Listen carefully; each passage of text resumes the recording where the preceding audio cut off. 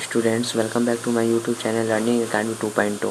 तो आज हम लेसन 4 में advance inventory information in Tally ERP 9 है। इसके अंडर में आज हम डिस्कशन करेंगे introducing groups, ledgers, purchase orders, sales orders and invoice. तो ये सब जितना टॉपिक है ये सब टैली ERP 9 के अंडर में हम लोग डिस्कशन करेंगे और आज की वीडियो में इसको पूरा हम लोग कंप्लीट करेंगे। ठीक है, चलिए वीडियो स्टार्ट करते हैं। और वीडियो स्टार्ट करने से पहले एक छोटी सी रिक्वेस्ट है, अगर आप लोग अभी तक हमारा चैनल सब्सक्राइब नहीं किए तो ज़रूर कर लें ताकि न्यू वीडियो का नोटिफिकेशन आप तक जल्दी पहुँच पाए। और आप लोग हमसे पर्सनली जुड़ना चाहते हैं तो हमारा इंस्टाग्राम ID यहाँ स्क्रीन पर शो हो रहा है, उसे देख के फॉलो कर लीजिए और यहाँ पर आप अपना कोई भी डाउट क्लियर करवा सकते हैं। ओके, तो चलिए वीडियो स्टार्ट करते हैं। ये इंग्लिश लैंग्वेज कोर्स है टैली का। ओके, हम पहले ही बता देते हैं, ऐसे हम हिंदी भी बता देंगे जहाँ हमको अगर लगे कि नहीं हिंदी बता देना चाहिए। चलिए समझते हैं। तो पहले हम इसका हेडलाइन देख लेते हैं। Introducing groups, ledgers, purchase orders, sales orders and invoice, इसके बारे में हम लोग पढ़ेंगे। चलिए अब हम लोग जानते हैं। Groups are collection of ledgers of the same nature. Account groups are maintained to determine the registry of ledgers account, which is helpful in determining and presenting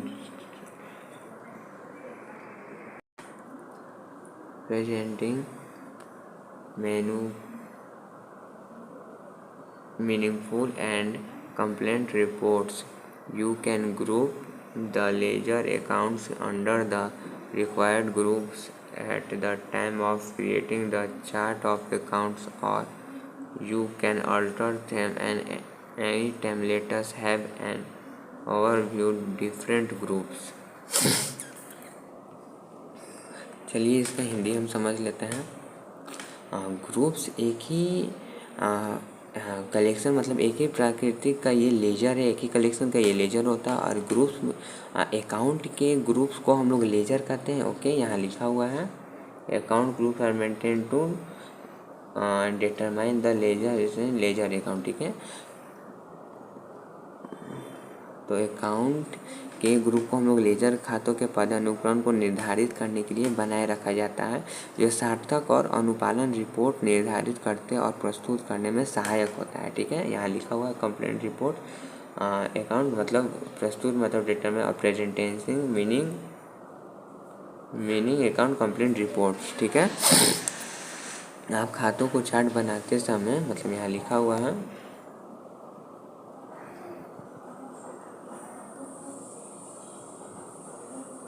groups accounts under the required groups at the time creating chart of account, or you can यहाँ मिटा लेता हूँ alter them the any time। ठीक है, तो chart बनाते समय laser खातों के आवश्यक समूह के अंतर्गत समूहीकृत कर सकते हैं या उन्हें किसी भी समय बदल सकते हैं। तो चलिए आगे देखते हैं। ठीक है, टैली में कितना लेजर होता है उसके बारे में हम आज के वीडियो में पढ़ेंगे। ठीक है, कितना ग्रुप, पहले हम ग्रुप के बारे में पढ़ेंगे। ठीक है,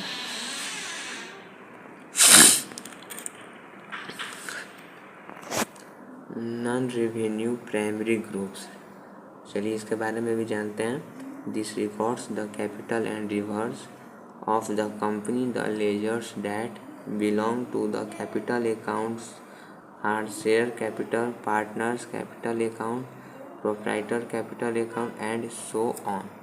ओके,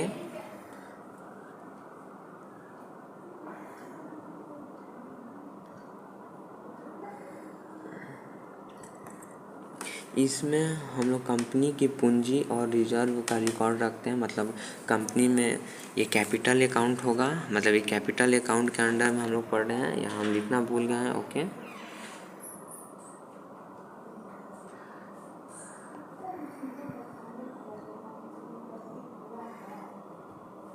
कैपिटल अकाउंट के अंडर हम पढ़ रहे हैं।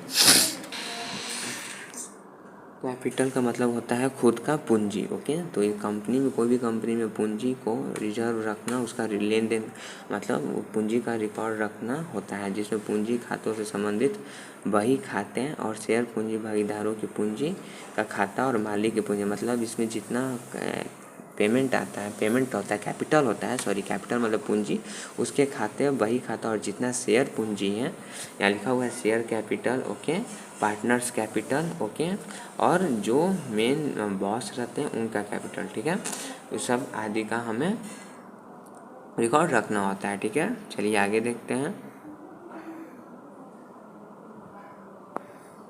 Reserves and surplus retained earnings, the contents ledger like capital reserve, general reserve, reserve for depreciation and so on।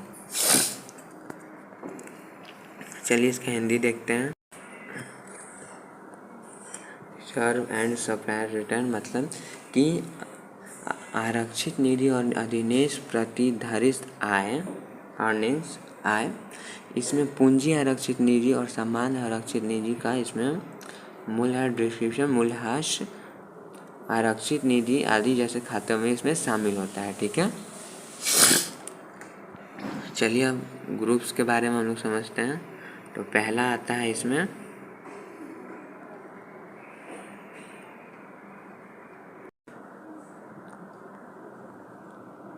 ये पहला ग्रुप है करेंट एसेट्स, ठीक है।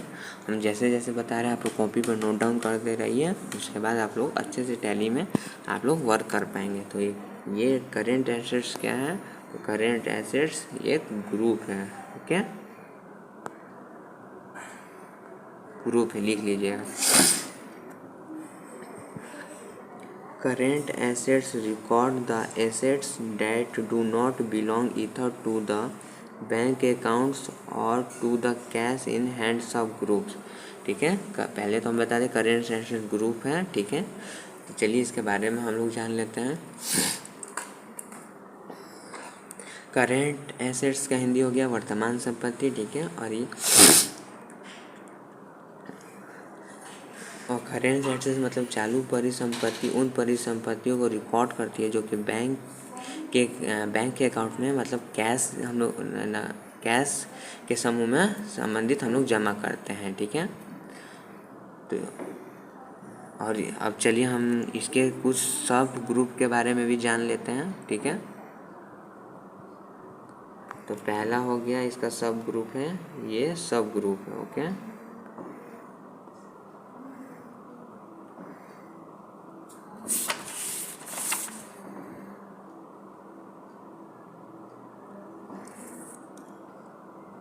पहला हो गया बैंक अकाउंट्स। तो बैंक अकाउंट के दो टाइप्स होते हैं, करेंट अकाउंट्स, इतना आप लोग जानते होंगे, और सेविंग अकाउंट, और short term deposit, short account and so on, okay. Second देखते हैं। सेकंड हो गया डिपॉजिट एसेट्स, मतलब अपना संपत्ति हम लोग डिपॉजिट करते हैं, उसके बारे में यहाँ बता रहा है। They contain fixed deposit, security deposit, sorry,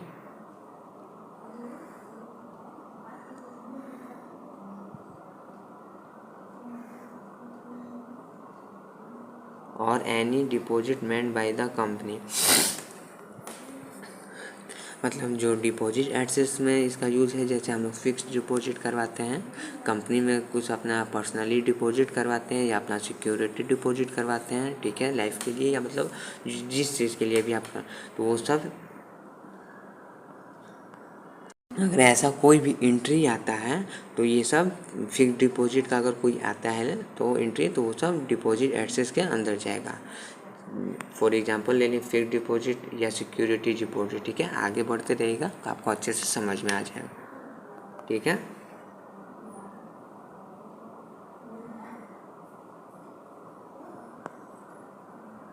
मान के लिए कि हम 10 लाख रुपए जाके इन्वेस्ट करते हैं, मतलब एक एग्जांपल दे रहे हैं आप लोग को कि राहुल ने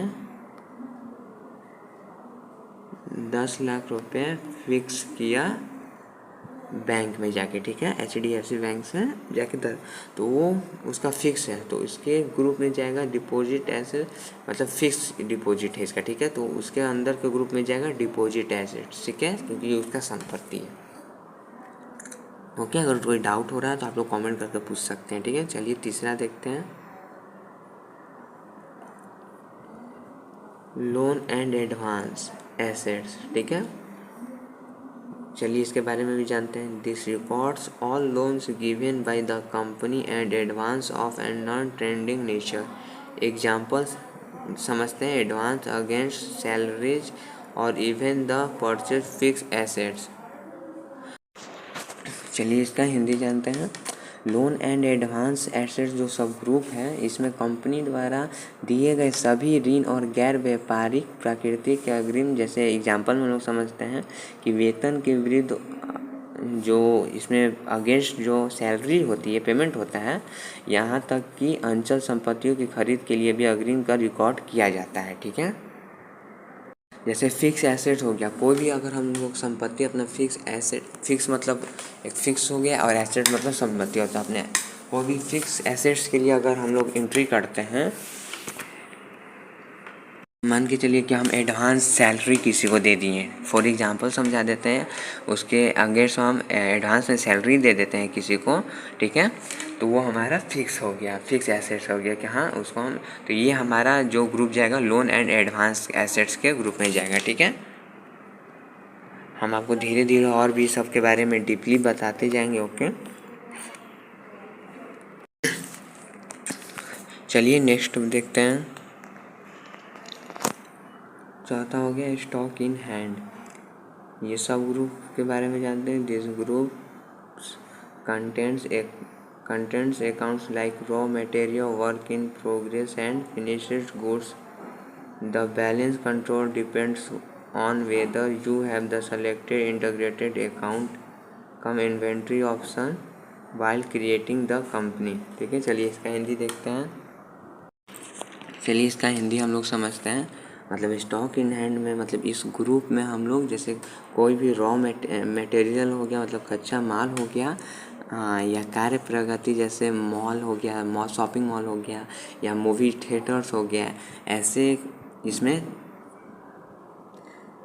खाते शामिल होते हैं। जैसे कि शेष राशि नियंत्रण इस बात पर निर्भर करता है कि अपने कंपनी बनाते समय एकत्रित खाता से इन्वेंट्री विकल्प चुने हैं या नहीं। ओके। तो आप लोग समझ गए। हम इस सब के बारे में और भी हम कुछ वीडियो इस सब के ऊपर बना देंगे जिसमें हम आप लोग को डीपली समझा देंगे। ठीक है। चलिए नेक्स्ट डे देखते हैं। नेक्स्ट हो गया हमारा fifth, sundry debtors.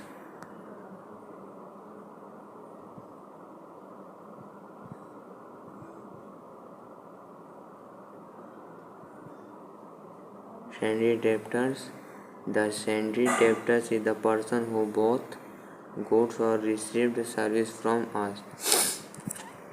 Sandy debtors इसका हिंदी हो जाएगा कि वो देनदार, जैसे कोई विविध देनदार, मतलब कोई भी देनदार वो व्यक्ति होता है जिसमें वो मतलब दूसरा पार्टी जो है वो हमसे सामान खरीदा हो या हमसे सेवा, मतलब दूसरा आदमी जो है जैसे दुकान पे आया वो हमसे सामान खरीदा, तो वो हो गया सैंडी डेप्टर। ठीक है।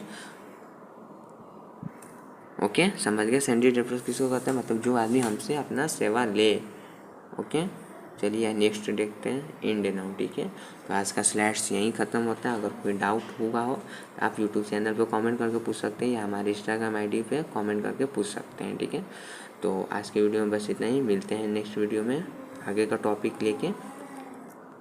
तो वीडियो अच्छा लगा तो वीडियो को लाइक करें, वीडियो को ज़्यादा से ज़्यादा शेयर करो और चैनल को सब्सक्राइब करना बिल्कुल ना भूलें। Thank you.